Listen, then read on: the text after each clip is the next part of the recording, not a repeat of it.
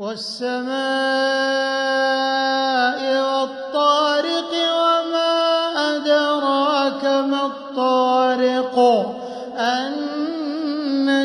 الثاقب إن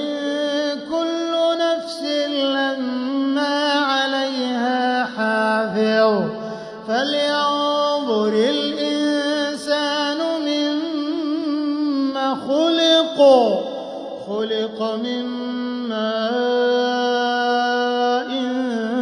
دافق يخرج من بين الصلب والترائب